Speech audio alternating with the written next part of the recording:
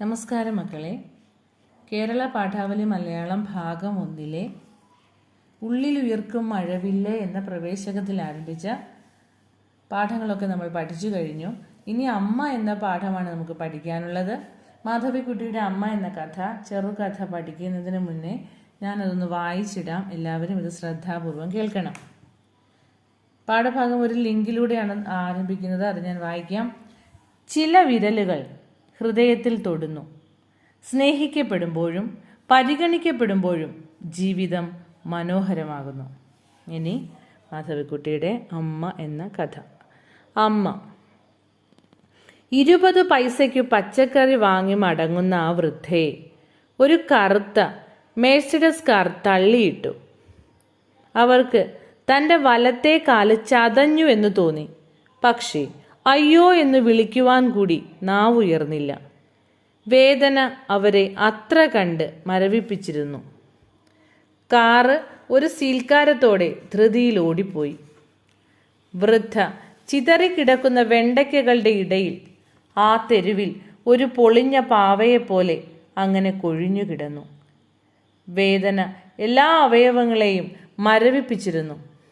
എങ്കിലും എപ്പോഴും ഒരു കൊഴുത്ത വെള്ളം ഒഴുകിക്കൊണ്ടിരുന്ന ആ കണ്ണുകൾക്ക് മരവിച്ച് ഉണ്ടായിരുന്നില്ല. വെളുത്ത സാരിയിൽ ഒരു ചുവന്ന വൃത്തം വളർന്നു വികസിച്ചു വരുന്നത് അവർ നോക്കിക്കൊണ്ടിരുന്നു. തൻ്റെ സൈക്കിൾ നിർത്തി ഒരു പാൽക്കാരൻ അവരുടെ അടുത്തേക്ക് ചെന്നു. എന്തു പറ്റി അമ്മേ? അയാൾ ചോദിച്ചു. കാറ് ആ വൃദ്ധയെ തട്ടിയിടുന്നത് അയാൾ കണ്ടിരുന്നു. അമ്മേ എന്ന ആ വിളി കേട്ടപ്പോൾ വൃദ്ധയ്ക്ക് കുറച്ച് ശക്തി വീണ്ടു കിട്ടിയ പോലെ അനുഭവപ്പെട്ടു. കാരണം കുറച്ചു കൊല്ലങ്ങളായി അവരെ അങ്ങനെ ആരും സംബോധന ചെയ്തിട്ട്. 5-6 കൊല്ലങ്ങൾക്ക് മുമ്പ് തൻ്റെ മക്കൾ അമ്മേ അമ്മേ എന്ന് എത്ര തവണ വിളിച്ചിരുന്നു. അന്ന് അവർ തന്നെ ഉപേക്ഷിച്ച് പുറം രാജ്യങ്ങളിലേക്ക് പോയി കഴിഞ്ഞിരുന്നില്ല. അന്ന് താനും സ്നേഹിക്കപ്പെട്ടവളായിരുന്നു. എത്ര തുണികൾ അലക്കി കഴിഞ്ഞു. തൻ്റെ കൈകൾ കൊണ്ട് എത്ര ഊണുകൾ ഉണ്ടാക്കി ഊട്ടിക്കഴിഞ്ഞു. ഇനി ചെയ്യാൻ ബാക്കി ഒന്നുമില്ലെന്ന സ്ഥിതിയായി. മക്കൾ ഭാര്യമാരെയും കൊണ്ട് രാജ്യം വിടുകയും ചെയ്തു. എന്താണ് പറയുന്നത്? എനിക്കൊന്നും മനസ്സിലാവുന്നില്ല.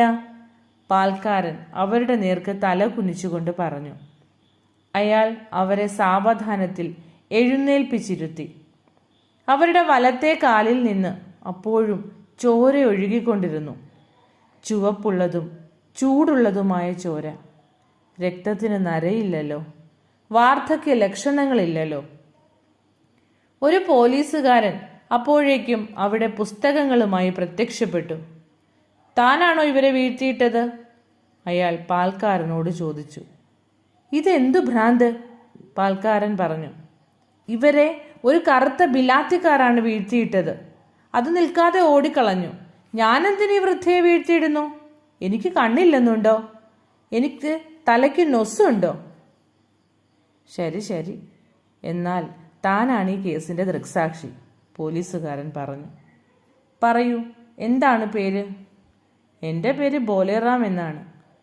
അച്ഛൻ്റെ പേരോ? അച്ഛൻ്റെ പേര് മോത്തിറാം. തൻ്റെ സ്വദേശം എവിടെയാണ്? ഇമാംഗഞ്ച്.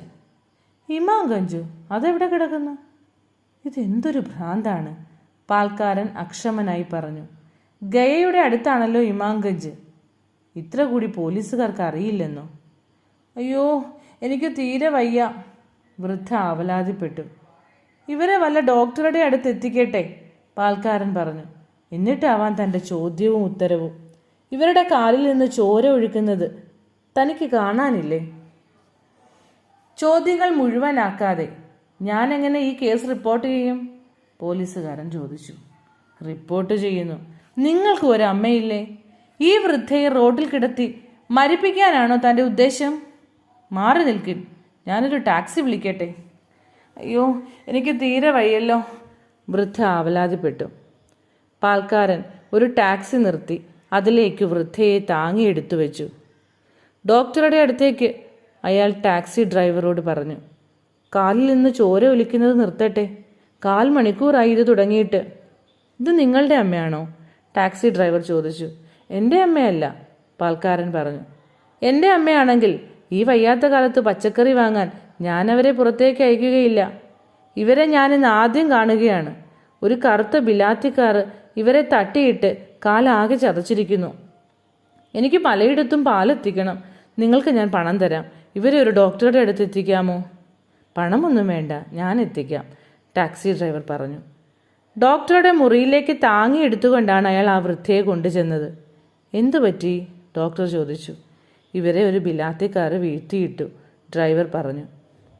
കാലിന്മേൽ ചതവ് പറ്റിയിരിക്കുന്നു. ഇവിടെ കിടക്കൂ അമ്മേ. ഡോക്ടർ ആ വൃദ്ധയെ കട്ടിലിൽ പിടിച്ചു കിടത്തി. വീണ്ടും അമ്മേ എന്ന വിളി.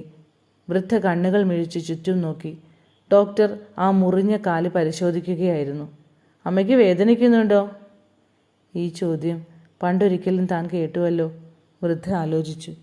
പണ്ടൊരിക്കൽ താൻ തലവേദനിച്ച് കിടന്നപ്പോൾ 10 വയസ്സായ മകൻ വന്ന് അവൻ്റെ ചെറിയ കൈത്തലം തൻ്റെ നെറ്റിമേൽ വെച്ച് ചോദിച്ചു, അമ്മയ്ക്ക് വേദനിക്കുന്നുണ്ടോ? അവൻ്റെ കണ്ണുകൾ നിറഞ്ഞിരുന്നു. അവനും എത്ര വേഗത്തിൽ മറ്റൊരാളായി തീർന്നിരിക്കുന്നു. അവനെ കണ്ടിട്ട് തന്നെ എത്ര കൊല്ലങ്ങളായി. കണ്ടാൽ തനിക്ക് തിരിച്ചറിയാനാകുമോ? എന്താണ് പിറുപിറുക്കുന്നത്? ഡോക്ടർ ചോദിച്ചു. എനിക്ക് മനസ്സിലാവുന്നില്ല. വേദനിക്കുന്നുണ്ടോ? ഞാനിപ്പോൾ സമാധാനമാക്കി തരാം. അയാൾ ചോര കഴുകി തുടച്ച് ആ മുറിവ് കെട്ടി. എവിടെയാണ് താമസിക്കുന്നത്? അയാൾ ചോദിച്ചു.